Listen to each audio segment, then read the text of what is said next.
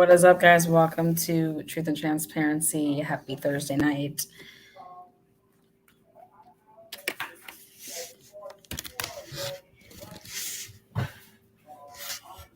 I'll be walking all over here. Let's see here. All right. Again, good evening, guys. Happy Thursday. I'm still traveling, so.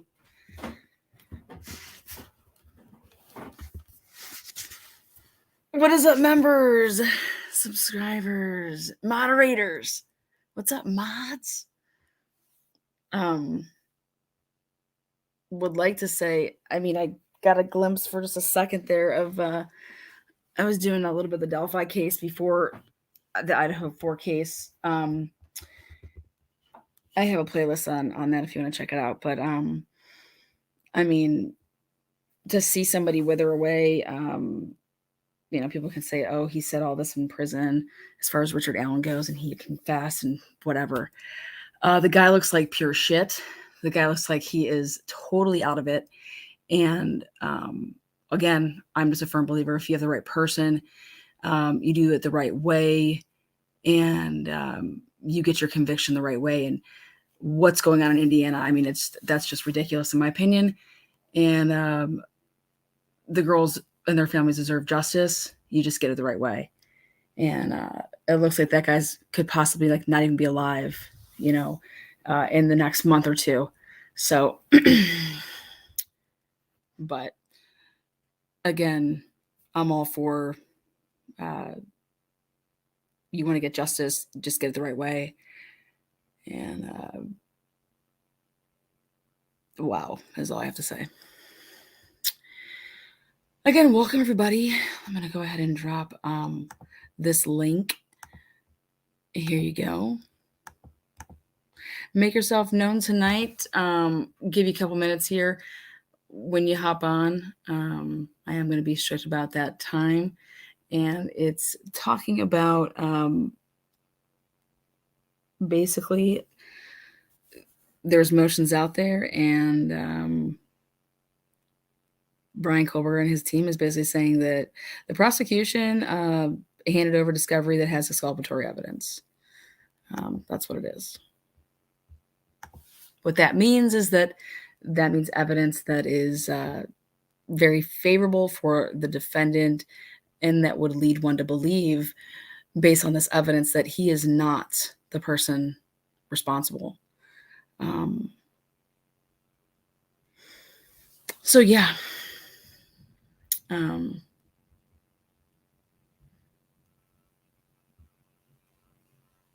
Mic dropping? Is mic dropping in here? Mic dropping, mama, baby girl. Again, there is your link. All you gotta do is show yourself behind the screen. And after that, if you don't want to be on camera, obviously. But we're not going to have anybody helicoptering on the live stage here tonight. If you missed my earlier live, I did about a 58-minute live earlier, and it broke down some of the documents that have been going around, that have been filed by the state, by the defense, and basically hey, give us the documents, give us what we need so that we can do our job. Otherwise, we're painting a very, very Bryan Kohberger is going to have appeals left and right. So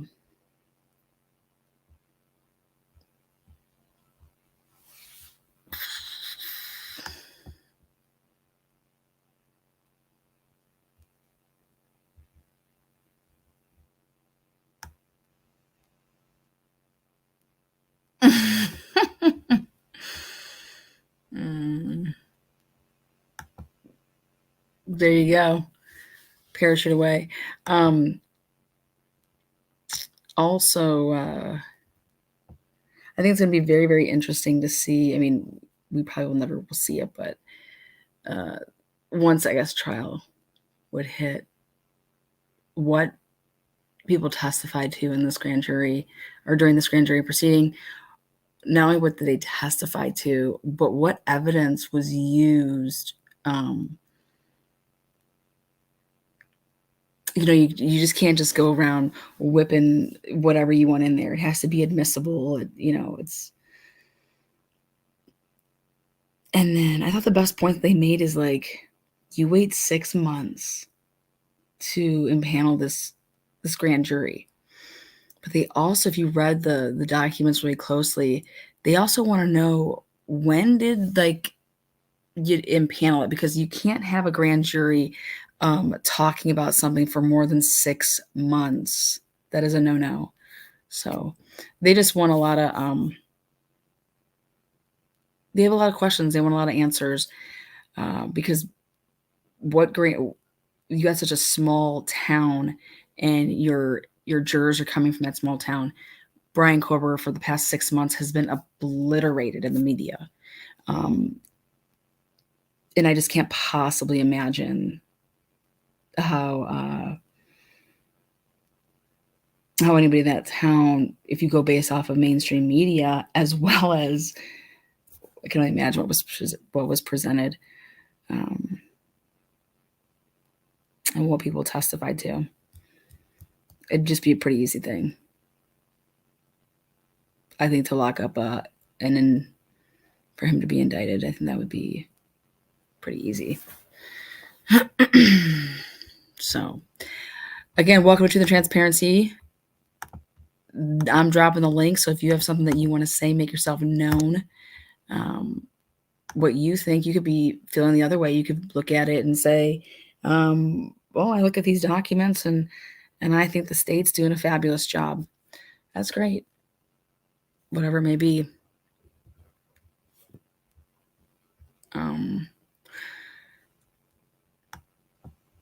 I think somebody asked me if there was one person in this case, if you could interview anybody in this case, who would it be? And hands down, that would be Showalter.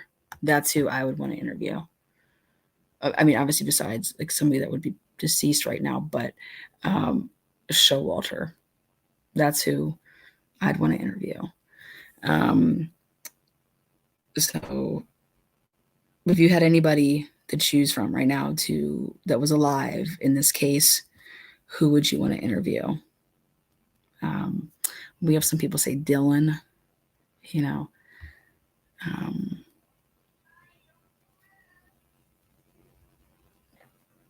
Some people say Adam. Hi, Teresa. Hi. How are you? I'm okay. How are you doing? My gosh, I feel special. Good. Well, welcome to Truth and Transparency. Well, thank you. I appreciate that very much. If you had one person to interview in this case right now, and it'd be somebody that was alive, who would you interview? Interview in the Bryan Kohberger case? Who would I Yeah. want to interview? Yeah, who would you interview? I think I would like to hear from maybe Bethany. Bethany? Yeah. Nice. Hear what her story is. I'm curious. There's not been much out there about her. True, absolutely. Well, welcome, Teresa. What do you got? What do you think? I don't know. I'm lost. I haven't followed it in a little bit in the last month or two. Okay. I've been sick, so I haven't gotten on very much. But I think that he did it. But I'm curious of what you're bringing up tonight. It sounds like they've got evidence that he's not possibly not the guy. Well, they have based on a couple of his documents that they've been submitting. They said the prosecution turned over with the discovery, and in those documents, they turned over exculpatory evidence, and that's why they're really fighting hard, like this indictment. Like they're going to go try to get it dismissed. I was reading about the motions and the cases that they've been citing, and where kind of they're leaning towards with how was this grand jury impaneled? When did it actually start? But making sure that everything stays within the rules. And they just want the information of what was said and what would be admissible, and if there was stuff that was inadmissible. But they were citing certain cases that were really interesting. But they believe that, you guys turned over this exculpatory evidence, and did you show that to the grand jury? You know what I mean? Like, what did you show to the grand jury that they indicted? Right. And so is this the indictment for him in Idaho, or is yes. okay? Because they also had that grand jury back in Pennsylvania that his parents had to go to, I heard. Yeah, and I think that was misrepresented by the media, to be honest. Oh, okay. They have a tendency to do that to us, Teresa. Okay. Yeah, that's not surprising, is it? Right? You don't even know what to believe anymore, You hear different things. Squirrel. Right? Look, yeah. Well, so are you back? Are you back and have followed the case, more closely now that there's been some movement here? They're saying that there's going to be in October. Bryan's really adamant on having a speedy trial, so they were looking at, a trial date here in October, November. Yes, I'd like to see it. Do they know yet if it'll be televised or not? Or I think I believe that they're going to get the okay for that. I do believe that that's really? going to happen. Even though Vallow's case didn't, huh? Yeah, hers did not. This I believe is going to be handled a little bit differently. Because there's probably more outcry throughout the world about it, or honestly, I think that there was a lot of time that went past. I mean, I believe that was in 17 or 18. Oh, yeah. Like how many years had gone by. So I think that that's part of that always helps. I mean, everybody has a short-term memory, you know what I mean? Like, right. But Bryan's really fighting for they want a speedy trial. They have not waived that. They want that. So, yeah. Well, then I think that it should be televised. I think that people should see a good if you follow like law, and to see something going back and forth being argued, because this is about someone's rights, and whether somebody did it or not, you want to make sure that you get them the right way. And sure, yeah. I think it's really interesting, the money part of it too, like how much money it costs to go about something like this. This is a lot, it's a lot of money. Oh yeah, that's amazing. So and it falls mostly on the state of Idaho, doesn't it? Yeah, it does. I mean, he's using state money all the way around. If you look at it, he has he has a public defender, so he's not paying for that, and the state's paying for that, and they're going to have to make a decision. This is going to be like a death penalty case. And but yeah, every way that you look at it, it's definitely not costing Bryan any money, except it's costing him. I mean, I think it's already costed him his life, in my opinion. It's going to be really hard to come back from something like this. Even if you are exonerated, or this gets dismissed, or whatever the case may be, and you come out not guilty, this type of stigma is never going to leave you. Oh yeah. Bryan Kohberger. I mean, from now on, people will really associate that with these murders, period. Yeah, and I think his family too. Yeah, and his family. Yeah. So I'm curious about his family. That's another thing I'd like to see interviewed. Is they've stayed quiet. Sister. Yeah, I'd like to talk to his sister, and maybe one of his parents, or both of them. Yeah, see what they think, because they are very quiet. And I mean, it's probably hard for them to stay quiet, but they must know stuff. I mean, come on, he's kind of weird. Even if they just came out and said he's just been a weird kid all the way along, or something, at least we'd know a little about him more. Because he's definitely a weird one. Yeah, I think he's just he's pretty much kept to himself. There's not all this paper trail on him. I think that's just the big thing, is that there's not a bunch of paper trail. Right. So, Well, I appreciate the work you're doing. I appreciate you. So. Oh, thank you so much, Teresa. Well, you have yourself a fabulous Thursday evening. And okay, you too. Hope you're around more often now. Yeah, I will be. I didn't realize how to get to you, but now I do. Now I know. So. Oh, good. All right. Well, you take care, Teresa. Okay, you too. Okay. Thanks. Bye. Oh, what a sweetheart. You always have the best. You always have the best over here.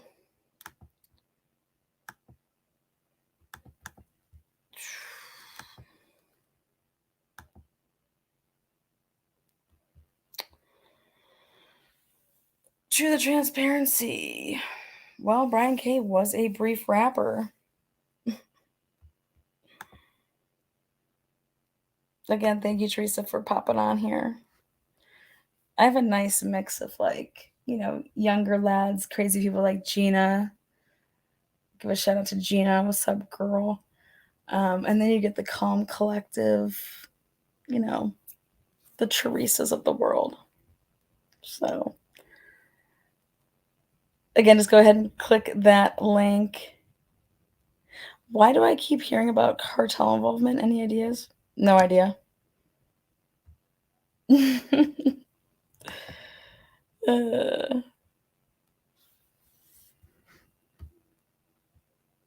What's up, Gina? She's probably taking wine to the face right now. She'll get right back to us. There she is. Knew she had something to say about that. Oh, Gina, you changed your profile pic. Look out, girl. You look like you're coming for the right hook and the left hook. Wouldn't want to mess with Gina, man.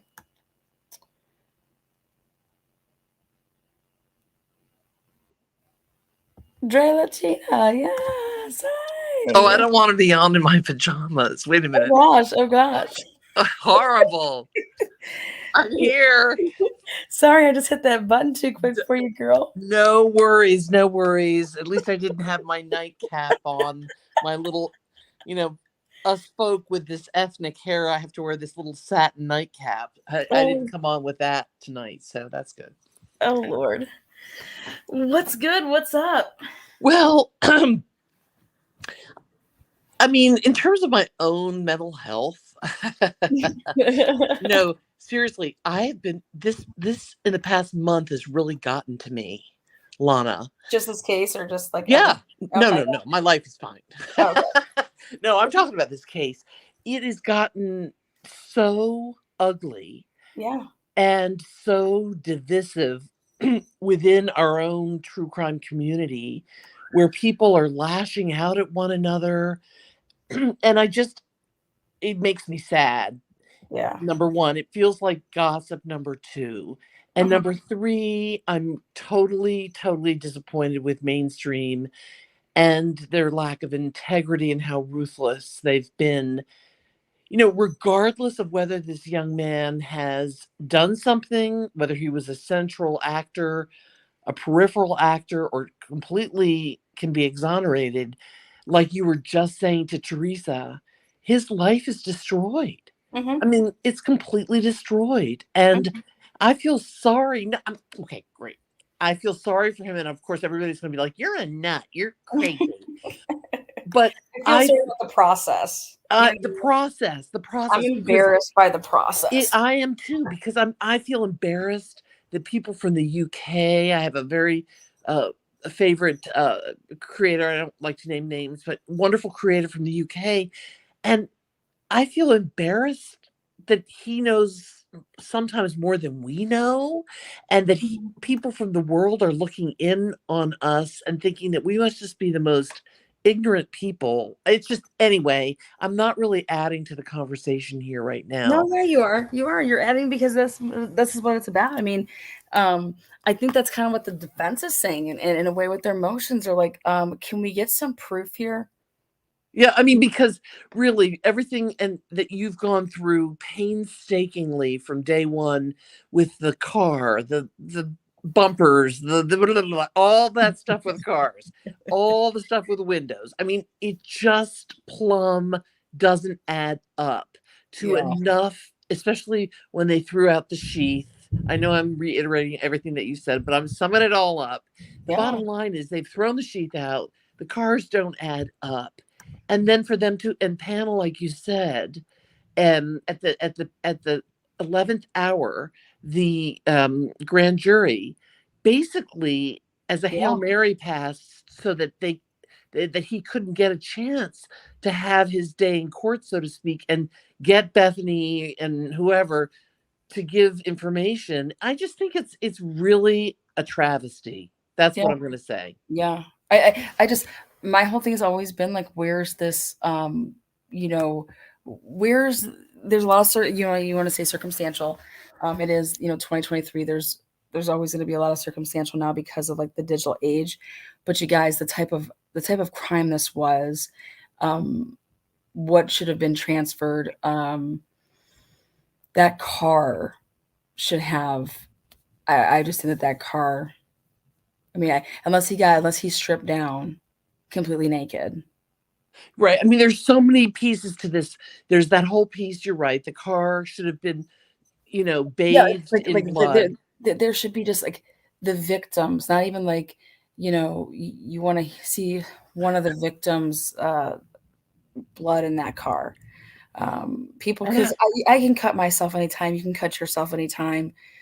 But to have like, this should be for something that's allegedly so sloppy and just it's a huge hang up for me that the guy just drives around in a car and seen on, you know, all these cameras, especially right by the house. If you're talking about somebody that's, you know, stock, like, you know, did a stakeout and knows everything, and he would know he would know who has cameras. So you're going to just keep making loops around. Yeah, I mean, the whole thing is whacked. There's that piece of it. There's the whole sheath that, you know, it should, but was it there? Did it get planted? Did it get planted? And let's say it was there. 9 hours to call 911. It should have been bathed in blood, and there was nothing on it. It was clean except for, you know, 16 cells of touch, you know, contact DNA or whatever. So that smells. I think the other two things I wanted to say, and then I'll jump off. And, you know, there's been this whole thing of don't victim blame. They're survivors. I even did a little thing with another content creator a couple months back going through the whole Dylan thing and her freeze. And can you really freeze for 8 hours? And yeah, it's possible, but I think it's unlikely.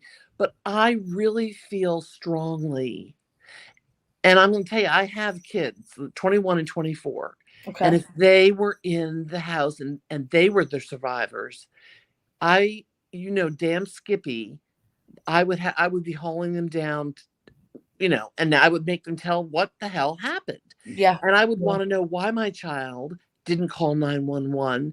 8 hours is 3 hours, whatever number of hours, too long. And as you said, so it bothers me that in the sororities, the fraternities, the potential Snapchatting, all the forensic data, all of that has really just been pushed under the rug. Yeah. Like all of this is like, they say in the Italian, I mean, I am part Italian, but in the mob, not that I was ever in the mob, obviously, but there's this expression, it's the code of silence. And in this Italian dialect, it's called omertà. And omertà really comes from honor. And that there's honor in silence, and that's the Greek way, they say. Yeah. I mean, there are a lot of cultures that have that, but I think that, and including the subculture of the Greek, not community, you know, the Greek sorority fraternity thing, you know, it's omertà. It's like they are going to go to their graves with this information, and it really is upsetting. That's all I'm going to say. God, I feel like I'm in a therapy session or something. So I'm going to tell you, thank you for therapizing me. Oh gosh. I want to say one last thing. The other thing is what you just said. Yes. How do people go and get tattoos after such a like? I wouldn't even be thinking about getting a tattoo. Right. I'm in a frozen state shock. I'm on social media though right away. You know, yeah. I'm getting tattoos. Like, that would just like, hey, let's go and get tattooed. Like, wait, what? It's weird. That would be the last thing on my mind. It's funny. And my kids, both my children have tattoos, and they're both were in college. One is finished college. And they know about this case. And in fact, I got my very first, I was a virgin as far as tattoos go and if my mother hears this, I don't know if she'll ever be on your channel, but she'll kill me. Because she's 92 and I'm 62, but I got my first tattoo in my life. I was a tattoo virgin until last summer. My daughters wanted to get a doodle, a doodle of the doodle that my dad, who passed from COVID, that he always, for literally 40 whatever years, and for their whole life, my whole life, he had a little doodle of his face, and then he would say love pop pop whatever. So we got the tattoo together, right? But we waited almost 2 years, my daughters and me, to do this to do this tattoo, because it took us that long to grieve and to be able to say, okay, we're ready to mark ourselves. Meanwhile, my kids got other tattoos in the meantime, but you know what I'm saying? So you're right. It's like, so you're going to go and get tattoos, like within minutes or hours or whatever, and post it. Yeah. And clearly they did it, from my understanding, together. I mean, the picture was both of their arms together. So that was the other thing, is like, I want the timeline of once everything started getting in motion and the cops were called, in terms of how everything started playing off with when were people starting to get interviewed, who interviewed, where these interviews took place, how are you separating people, when did Jack D walk up the street? I mean, right. There's a picture of him. I saw that. Yeah, it's him. I don't care what anybody says, that's him. That's what he wears. And who would have been allowed to get past that point where the police put the cars down at the bottom of that road? And Christy claims that he didn't call because he was being interviewed by the police. But he obviously could sashay up the street. If he could sashay up that street and get past that line, we have a picture. He could have called ding-a-linged to Christy. I don't know when he went to get who. I can just tell you this from working with the Sheldon Jr. case. Those first responders, they may have talked to some people that were, that were there or whatever, but the people that took the witnesses that were at the scene, that made the 911 call and at Sheldon's scene, they waited until the actual, like, okay, well, we have PSP coming out here, and PSP is the one, that did all that once they arrived. So it wasn't like, Gunderson and Smith and this other guy were like, no, they were securing the crime scene. That's what they were supposed to do. They weren't then interviewing. So, and then when you get up and you see that Christy would have called you a bunch of times, I would have been like looking at it like, why is she calling me? Right. But, and the fact that the wasn't Fry and the DA didn't even arrive till the 4:30 or 4 o'clock hour. Yeah, so correct. How is it that he claims that he or she says that he was being interviewed that whole time? It just takes 2 seconds to make that call. So that is, the whole thing is so bizarre to me. And I just, that timeline is just really, really off. It is. But listen, you've been most kind to deal with me here. I really appreciate everything that you're doing. I really, really pray for all of the victims, but total justice, including the family of Bryan. And if Bryan really is innocent, then of course, I hope that he's exonerated. This is just awful. So listen, I so very much appreciate that you listened to me, and I'm going to hop back into chat now. Oh, but I wanted to tell you, I would interview. And I would do a psychiatric, because I, do psychiatric. I would do a complete psychiatric evaluation and interview over at least a 4-hour period of Bryan. And I'll tell you, not necessarily because of the suspectology piece of it, but partly because I would want to know, he's been really vilified as being weird, odd, quirky, whatever. Yeah. He may simply just be on the spectrum. Who knows? And I would want to learn more about this young man.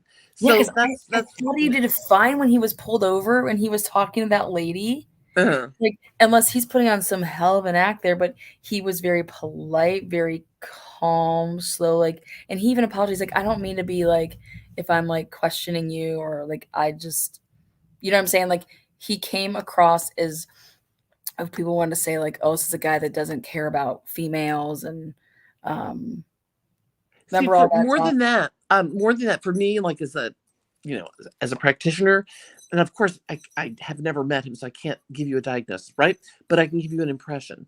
For me, what was most compelling about that stop with the intersection piece, that remember he got in the box, we call it, and then the light turned red, that whole thing. The most compelling aspect of his behavior, which Coffendorfer said, oh, he's a narcissist, blah, blah, blah. To me, it smacked of somebody on the spectrum. Yeah. Because a lot of people that are high functioning on the spectrum, they get very, sticky, so to speak, in the rules. They want to make sure they get very concrete. Like, did I do this? If I did this, is that okay? Is it not? All the kinds of questions and the double checking and the triple checking and just saying, could you just kind of go over that again with me? And to me, I didn't see that as sassy. Like, whereas Coffendorfer said he was being sassy. To me, I saw that as somebody who was almost a little obsessive-y and could be on the spectrum, trying to understand what social cues, what legal cues he may have missed. So anyway, thank you and good night. You're welcome, love. Good night. Bye. Bye. There she is, Gelatina. She's the best. Again, the question of the hour right now, as we were saying, if you had to interview anybody, who would it be that's, alive, that would bring you, what you think you would need to solve a lot of pieces of the puzzle. For me, I think this name it was talked about a lot back 6 months ago, but I want to bring back the name Showalter. Showalter was walking with the girls. Showalter was with the girls at the corner club, enough so that like he walked with them from allegedly that point to the grub truck. Curious if they went to another bar in between then. He was, obviously at the grub truck, and the crazy way the world works is like, we all saw that video. A lot of people saw that video, and it was like, oh my God, look at this dude. He's totally stalking them. Like, oh my God, he popped his hood, right? All this stuff. And come to think about it, if you would have just released a little bit of them walking together before that, okay, it would have been nipped. So just think about the way that, if nobody would ever saw that Adam video, it's just wild. But yeah, I think that Showalter will be a witness. He'll be there at the trial. So again, who would you interview if you could interview anybody that was alive?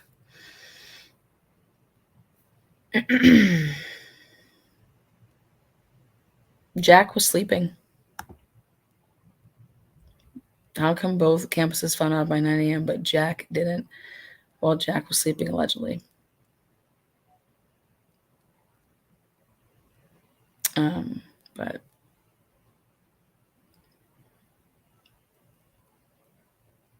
But yeah, so the documents come out, guys. And if you didn't check out my live earlier this morning at midday, went over those documents that came out. But they're basically saying, hey, there's exculpatory evidence in here, and we need to start putting on the brakes. We are filing a motion here based on Idaho Rule 48 to be dismissing. But you guys need to start getting us the stuff. You guys are preventing the defense from representing Bryan Kohberger. He has not waived his right to a speedy trial. And what you're doing right now is you're preventing this from happening. And these are things that will give this man an appeal. So come on, let's get it together. So that's what's happening right now. The judge is definitely going to have his hands full, for sure. But a lot of people are saying that they would ask Bryan, Dylan, Bethany. I said Showalter. Anybody else got a person that they would want to, if they could interview anybody? Oh, I think Hunter Johnson knows a lot. Interesting. Yep. Your alleged 911 caller.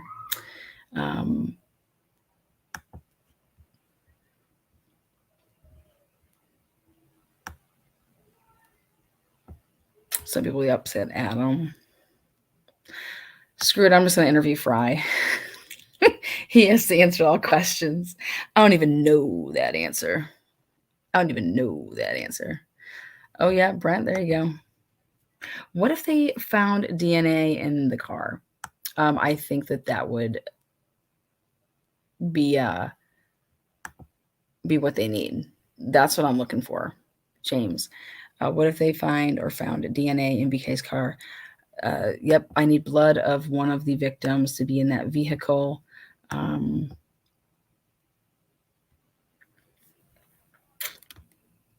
think that's what they need.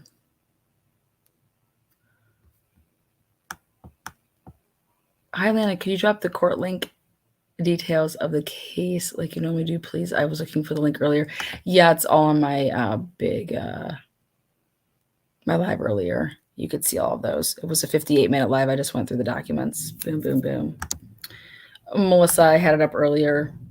Basically, in the documents, again, you have an investigator that alluded to the fact there was that Bethany had exculpatory evidence. Then they come back again in documents and say that the prosecution handed over copious amounts of discovery, and within that discovery that the prosecution turned over, there's exculpatory evidence in there. And this all had to go with the motion to get all the information from the grand jury, because we want to know if did you give inadmissible evidence? Did you give the exculpatory evidence? How did this grand jury indict Bryan Kohberger? What did they see? What did they hear? So,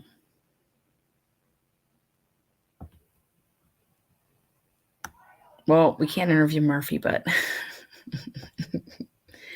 I got more coming out on the history of the house. I think it's very, very interesting. I think you guys need to hear the rest of this when you want to talk about. There's not a piece of property in Scott Perky's name. I mean, you got a guy that's got mega money. Not one piece of property's in his name. Say what? Come on now. It's all either his wife's or his daughter. That's just crazy.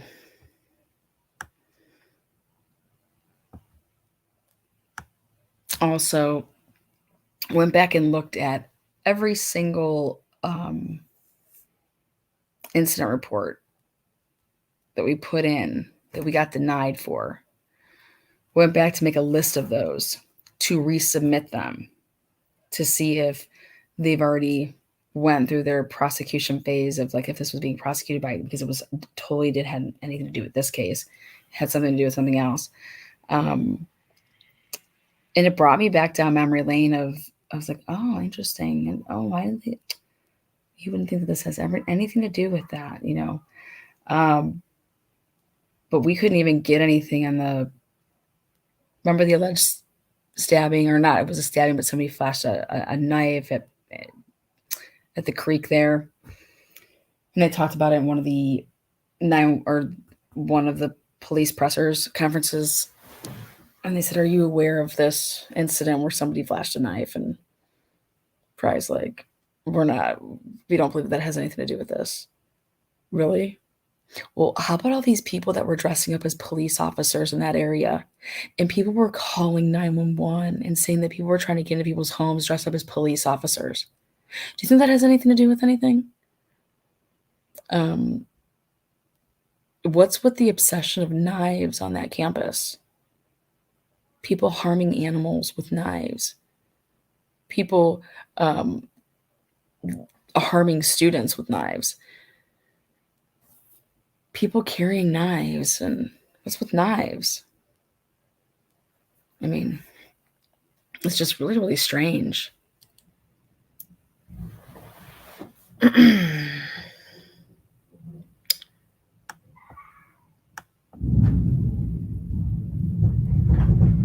it's storming over here. You guys hear that? Talk about watching a scary movie in a rainstorm.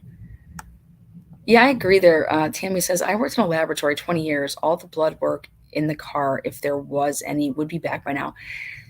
Yeah. And you guys, we would, like, that's some stuff there. Like, Aunt today would get back and be like, holy shit, dude, this car's covered, with X, Y, and Z. And everybody can say, well, why hasn't Bryan come forward with his alibi? Why hasn't Bryan come forward with his alibi? First of all, I need to hear what the heck you are, like, saying I did, how I did it, so that I know, like, what I need an alibi for. And I can tell you firsthand, I know what that's like. I have no idea what someone's going to lie and say. So if I say something, I have no idea what you're going to lie and make up. And I learned that firsthand when people did it, in civil stuff. But you need to know everything so that you can defend it. Okay? You can't. And that's the thing, is that's why they need all of this stuff, so that they can properly defend Bryan. And I know what that's like. Had I had everything that I needed before I went to, and did some stuff, then things would be a hell of a lot different. You never thought in a million thousand years somebody would go and lie and commit perjury. You don't think that's going to happen. Well, so.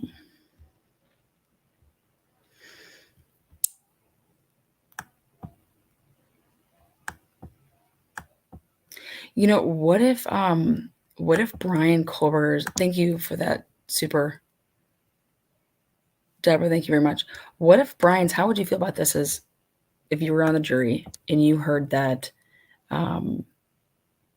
Bryan was going there to buy drugs? How would that sit with you?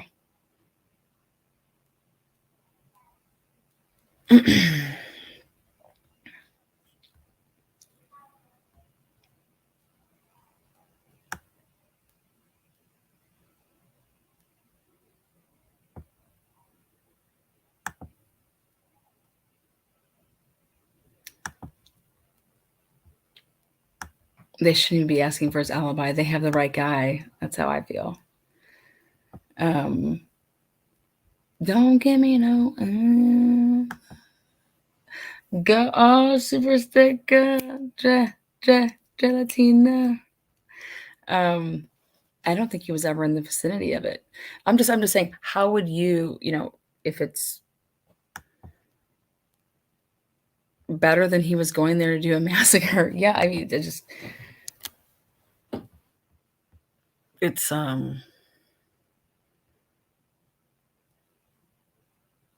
you mean like every other college student buying drugs? Yeah, exactly. Like, yeah, I was going there to party, I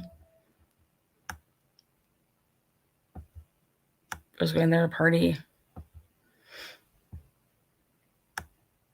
So I'm just saying, like, is it believable? Is it not believable? Is it, and I'm not saying this is the case at all. I'm throwing this out there in terms of, is there a way that this could come across as, if Bryan's like, okay, I didn't do this, but listen, I was there, but I didn't do this. I panicked. I ran. I personally don't think that's what's going to be said, but I'm just, you as a juror, I'm going to have to hear you take the stand, in my opinion. You got a guy that has no priors, not a criminal, In fact, he's a PhD student. And then everybody out there is saying, okay, why, where, and how did they pick Bryan Kohberger out of a hat to say, okay, we're going to go ahead and frame Bryan? And I'm saying, I'm not saying they're trying to frame Bryan.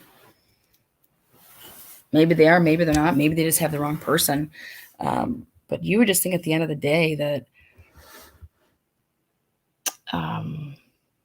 you build a case, you have your person, and then you arrest your person. And I just don't think they had it all when they started to do this. And I've always gave you guys my reasons why. They needed people to come back to school. They needed to have an arrest before school started, period.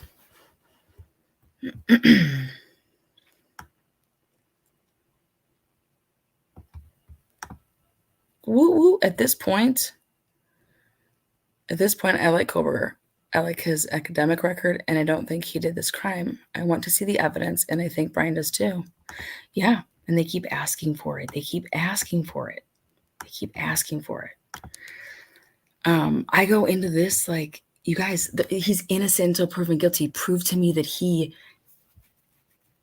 killed these 4 college students. How he did it. They don't have to prove the why, but for me, I want to hear why.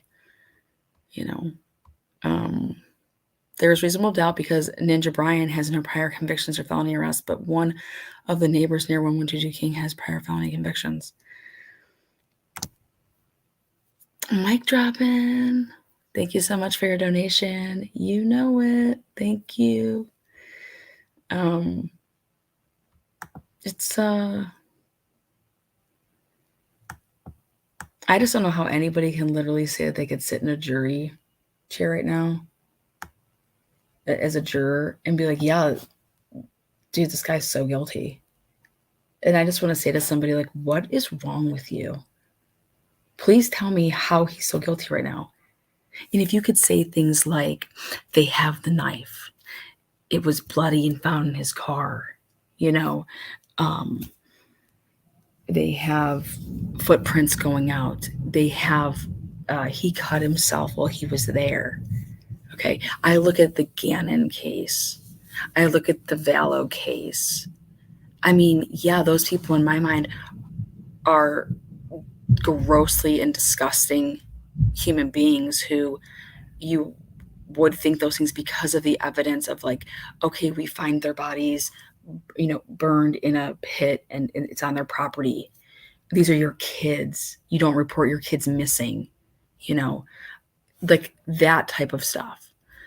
And you can see where you would be like, okay, you have an unsolved 4-person homicide for 7 weeks. The cops are flipping back and forth. You got parents that are irate. You just got a bunch of fuckerage. And then boom, here you go. Here's Bryan Kohberger. He's the guy. Let's blame it on Bryan.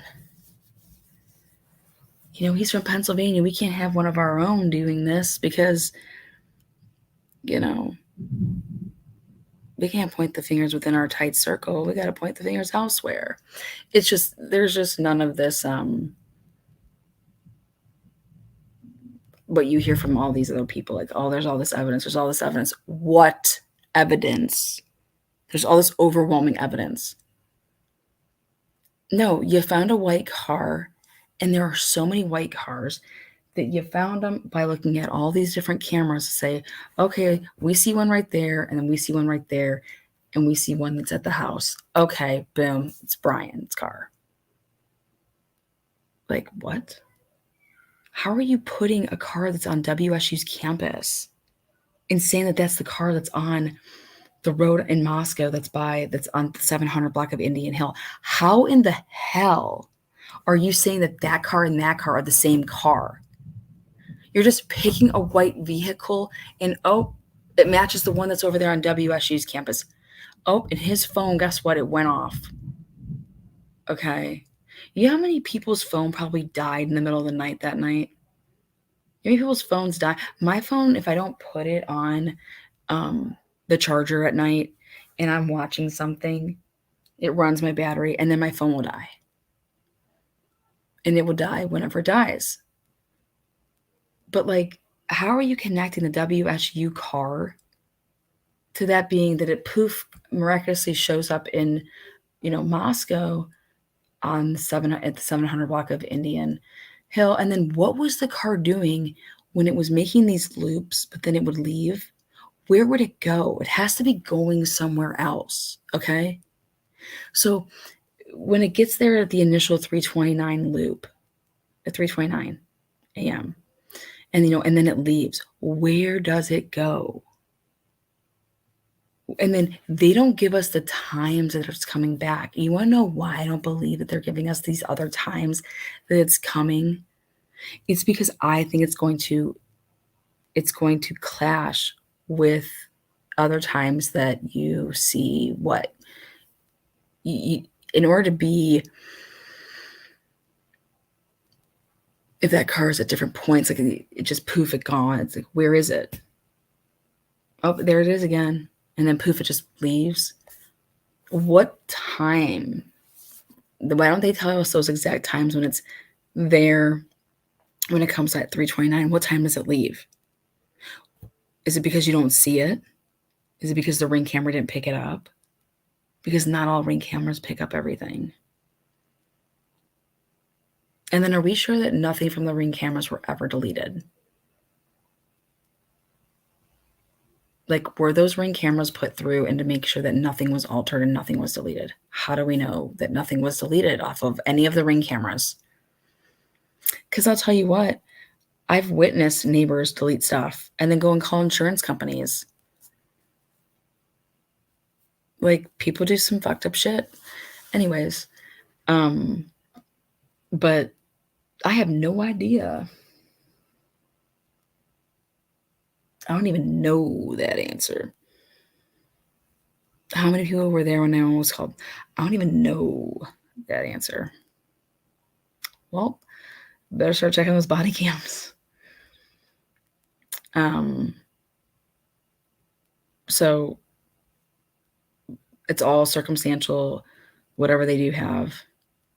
They have a bunch of receipts. I've never seen somebody go and get search warrants for the Department of Labor. You guys understand that? The Department of Labor. The Department of Labor. Well, what's going on? The Department of... You went and got a search warrant for the Department of Labor. You wanted to see where these kids were working? If they were working, when they were working? The Department of Labor. Okay. All these bank accounts, credit unions, credit cards. Then they do all the social media. But then they have to redo some of the social media. Why? And with the DoorDash, if it was Xana's, why aren't you just doing a history on Xana's DoorDash history? Why was the DoorDash search warrant done on the property 1122 King? It's anything that's ever delivered to 1122 King. They did it based on that address. Come on, guys, use your heads. Use your heads. We don't even know that answer. We don't even know. But the Department of Labor, like, what did you think these kids were doing? The Department of Labor. That's just that's an interesting search warrant. The Department of Labor.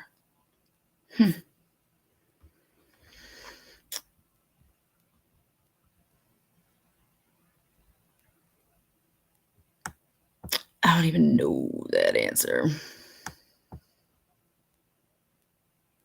Does anybody have an idea of the Department of Labor? What you think that it could be like? Not again. Thank you guys so much for those. Cynthia, thank you for the super sticker. I missed that one when it came through. I like this new feature. It separates them now. I can go back and take a look. Yeah. Department of Labor. The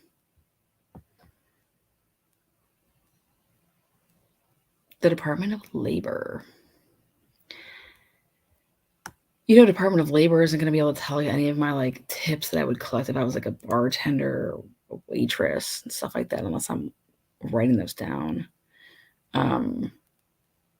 Which who's claiming tips like that? You can't just scroll back on those Snapchats. Why couldn't Dave just scroll back on those Snapchats and see who started the combo? We've already talked about all that. It's a group text or group Snapchat that features like 40 to 60 people that are in a group. And you can't just like scroll back. You can tell who you'd be able to tell who's in the group. But those disappear. You can do a lot of things.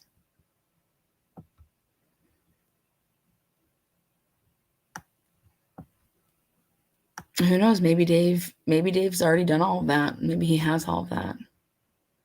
Maybe he went and got his, data and backed it all up and put it in a safety deposit box on a thumb drive. Maybe he walked his happy ass over to the prosecutor's office and said, "Here you go." If he was to give that to the prosecutors, they have to give that copy over to the defense, right?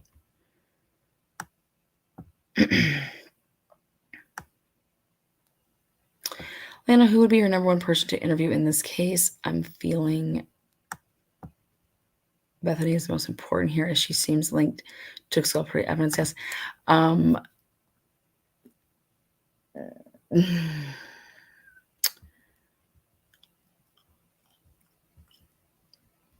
Yeah. It depends. If by interviewing them I get to have their like access to their phone, then it wouldn't be Showalter. But no, they didn't say may have exculpatory. So is there a difference in may have exculpatory evidence and knows? Verbiage has changed, y'all. Yeah, they said it flat out. Bethany had exculpatory evidence. There was no may have it. That the investigator said Bethany has exculpatory evidence of this defendant. Then they just filed another motion, and boom. Based on the copious amounts of discovery that you had to turn over, there's exculpatory evidence there. Lana, who is your prime suspect for these murders? Nobody. I have not seen any evidence that leads me to have a prime suspect. I don't believe that anything that the public knows right now gives you a prime suspect. So based on that,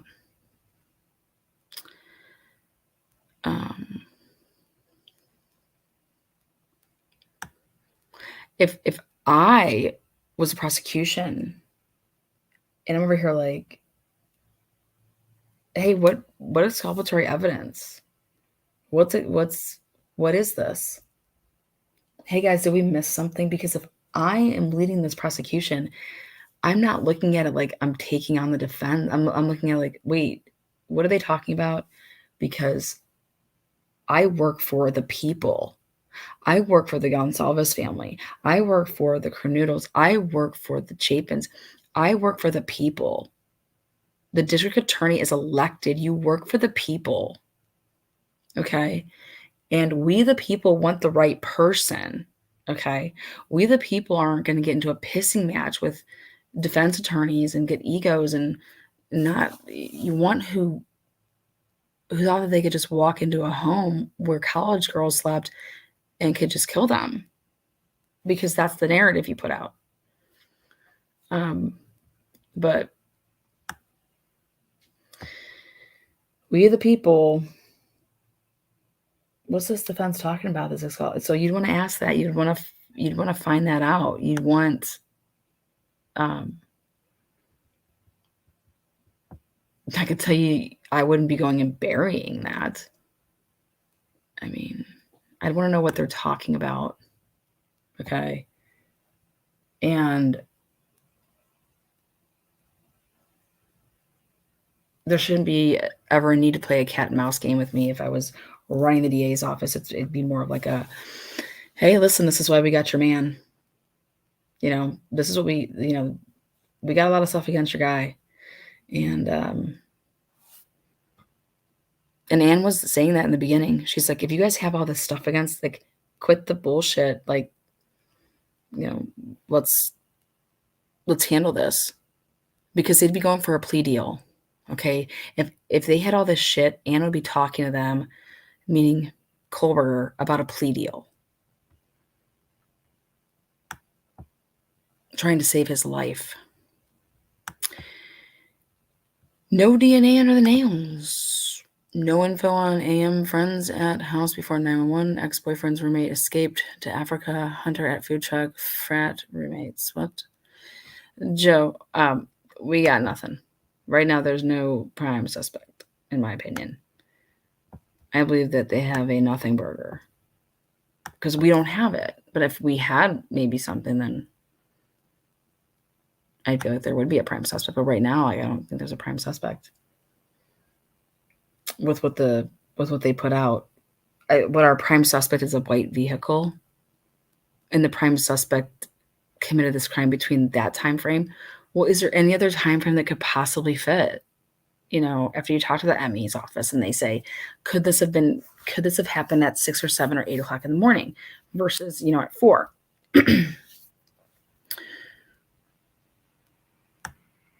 I would be working on this, like I said, with all the resources that you have, talking to the medical examiner, looking at the crime scene, talking to crime scene experts.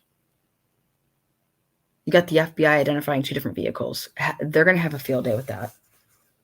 The public saw a still image of a stock photo, guys, that was out of a lot.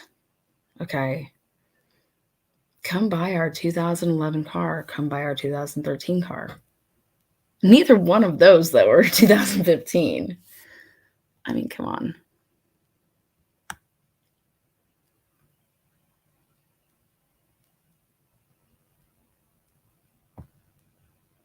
I want to know more about this white car coming, at 329, and how they went ahead and linked this all up. And then they found some guy that had his cell phone turned on at 4:30 and out there, and, Genesis. How can we link him? He just passed on through it, so we can just think about it. It's wild. Then we have Dylan, which by all accounts says that she saw this masked man walk past her. Doesn't say if he had a knife in his hand, which is really important. Did he have a knife? And I think the answer to that's going to be no, I do. But what about if any of the deceased people saw the masked man while they were outside? What happens then? But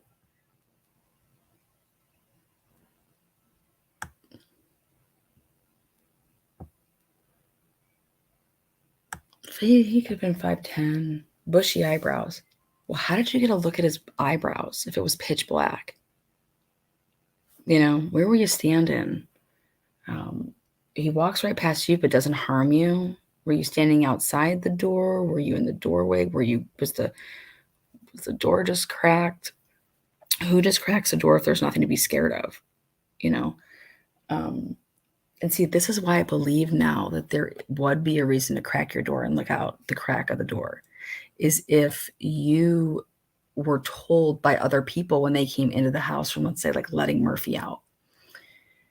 Oh my God. I swear I just saw a masked man or 2 in the fucking bushes. Like, we just came in. Like, I don't know. Like, go look out there, see if you can see anybody. Was that said? Then if you hear screaming, then okay, now do you have like a a reason to open up your door where it would just be like cracking it to open it versus opening it all the way. I don't know of anybody who would open up their door and crack it just a little bit if there's nothing to be scared of. If you think there's just partying going on, you don't just open your door a crack. That's just not, that's not what you do. I've never woken up or been awake and on my third time going to like, check something, checking what, listening for what. That house is small in that area. And then when I was opening up my door, was I shutting it like loud because I was pissed? Because that's gonna like, your perp's gonna hear that. I think they're gonna do a really good job about, could Kaylee have been outside playing with the dog? Where does Kaylee normally play with the dog? Where's your window? Is your bed all the way up to the window? Is that where you sleep? So is it possible that you heard Kaylee outside playing with the dog? Doesn't that make sense as to hear the dog barking on a Ring camera as if the dog was outside? But yet the dog ends up inside, It's just this whole time line. How much were you drinking? How fucked up were you? How accurate are these accounts going to be? When did Dylan really say this? What does Bethany say? Because whatever Bethany says totally contradicts what Dylan said because they're not using what Bethany said. They're going with Dylan. And that goes with what the defense is saying, that what Bethany has is exculpatory to their client because they're not. Everything in the PCA is coming from, it's like, this is the cop is insinuating things. Well, she heard what she sounded like as Kaylee playing with the dog. And all they're going to do is say, are you sure that it was upstairs? Could it have been outside?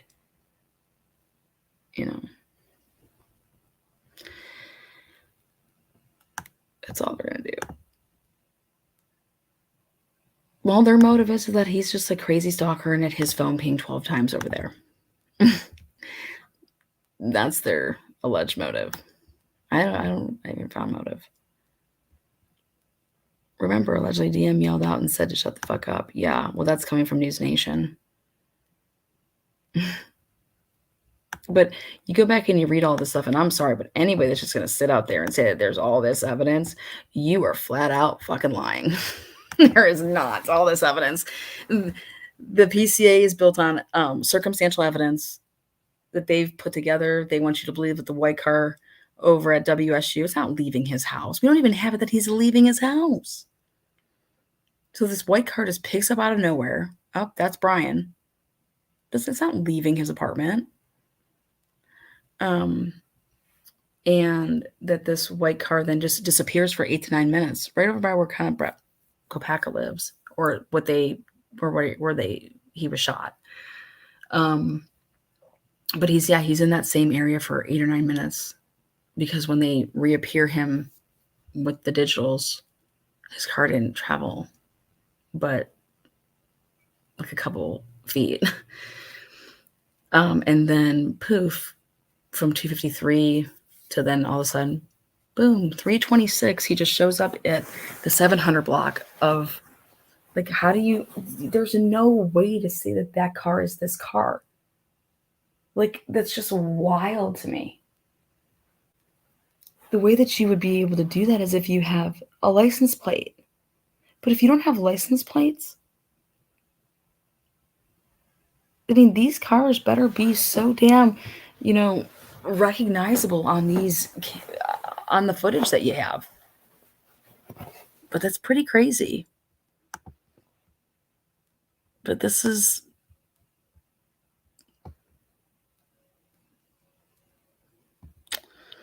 could it be possible that when they sent out the message, something happened at the house in group message could went to Kaylee and Maddie's phone? Oh, that's possible. Yeah.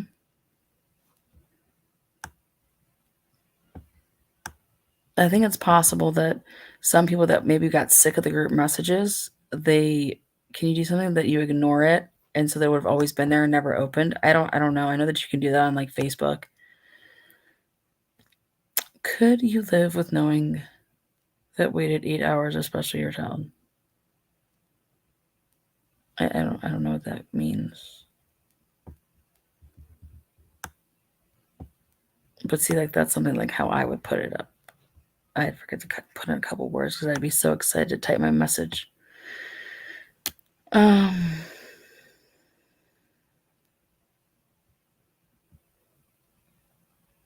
yeah.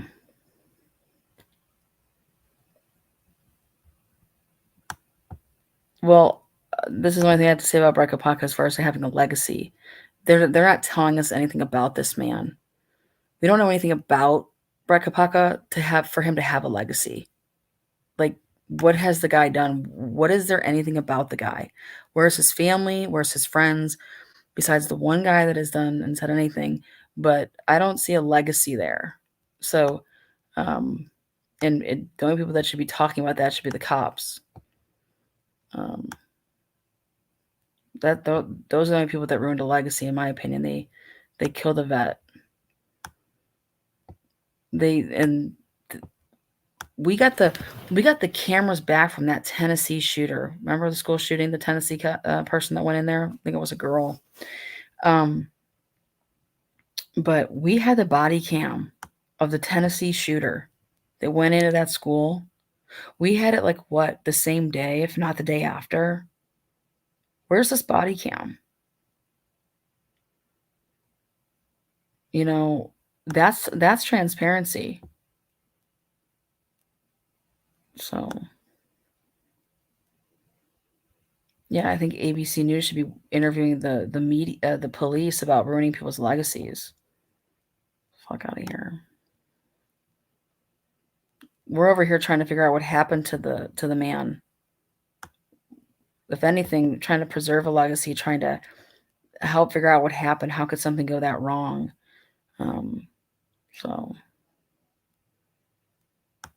But you have that Tennessee shooter, boom, body cam. We all saw it. They blurred out the parts that were, that they deemed that we shouldn't see because it's, great. That's fine. But it'd be so easy to put that out there. Cover up whatever it is that you want to cover up, in terms of blurring it out. But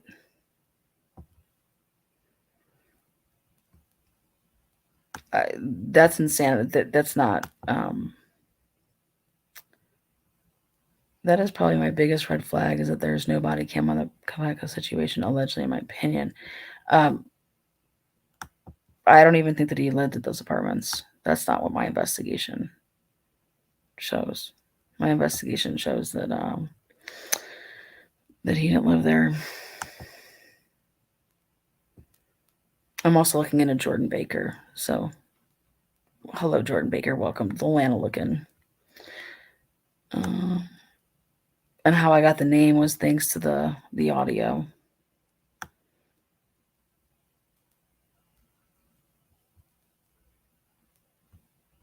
But again, you guys are great here on the late night Thursday. I gave you guys enough to think about here. We got a couple callers. But yeah, it's in the title here. Bryan and his attorney basically tell the world, hey, hello, the prosecution gave us exculpatory evidence in the discovery. Was that given to the grand jury? Okay. What did you guys give the grand jury, and how much of that was inadmissible? Inadmissible. It's wild. I think Helen Kirby meant, could you live with the fact that 8 hours to call 911 to get help? No, I mean, there'd have to be a really good reason for that, especially if somebody's going to then give a description as an eyewitness. And then I don't believe in this whole, like, just because somebody called somebody's cell phone, that doesn't mean that that was after something to see if somebody was fine and dandy and better. That's just somebody's account of that. Like, let's lay out all these. I cannot wait to see these digital records on all these people, their phone records. And I hope Anne is marching around and getting this shit. But thank you there. It would be hard. I'd have to really, understand how that all played out. I think what would be harder for me is that it wasn't immediate, that you would have to call friends over. You see a body, you see blood, you see what you saw. You'd be on how you are on calling 911 to possibly think that you could save someone's life if you don't know that, because you don't even know what happened upstairs. Like, we're just talking about downstairs. I mean, I'd be screaming to like see like Kaylee, Maddie, like I wouldn't be thinking that they're dead, right? Kaylee, Maddie, get down here! Oh my God, help! You know what I mean? Bethany, how, like, you were right? You'd be calling out for your, like, when you see something, you're like, you call out for help, or you just, not even that you're calling out for help, but you're calling out to your roommates in terms of like, oh my God, get down here. Like, that's, I don't know. And then you'd be running out of that house. You wouldn't. How do you know that the killer is still not in there? It's just wild. Again, thank you guys for all the super chats. Thank you guys for becoming members. Thank you guys for gifting memberships. Thank you for the moderators for being here and making sure that none of you guys get out of line. I don't even know that answer. I think I meant to put that on my new intro video. I don't even know that answer. We don't even know that answer.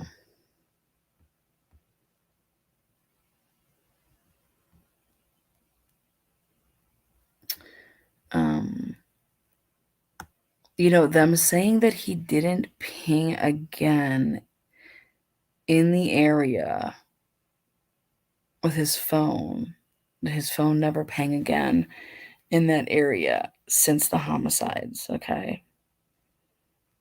Now that, I think, is actually going to help possibly Bryan's defense with his alibi. If my drug dealers just got stabbed to death and all that shit went down, like, why would you go over there? You have no reason to go over there if your drug dealers are dead. I'm just saying. Think about it. If I was getting booty from one of the girls, and I have no, like, if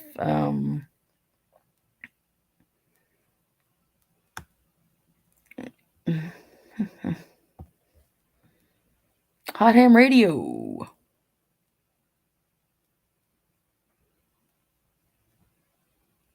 Also, they say that he went there on his phone pinged on the Monday, but that they don't believe that his phone was there on that Monday. I want to know what they think he was doing on that Monday, that they're so adamant to put that in the PCA. Why does that even need to be in the PCA? Well, because it messes with the whole other stuff about that's just that these triangulations and these pings are more than what they are. Very interesting. All right, guys. Until next time, be kind to one another. And the saddest part of the night is when Lana ends live. Aww. Well, help me out in the comment section, guys. Keep the video alive, share it, put it out there. But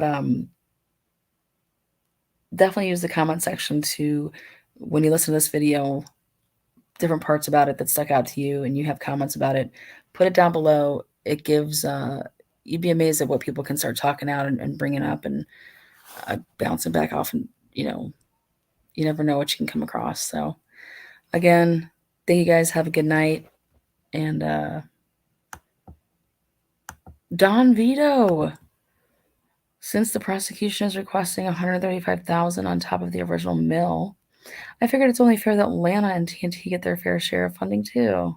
Oh, thank you for your amazing and important work.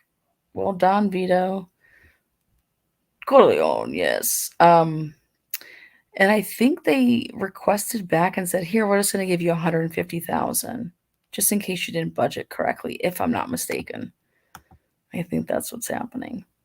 As they said, oh, we're just going to give you 150. I think that's what ended up happening. But that was very, very kind. Thank you so much, guys. Take care until next time. Don Vito.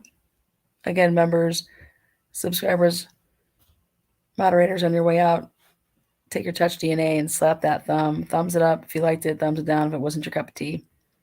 Do your thing.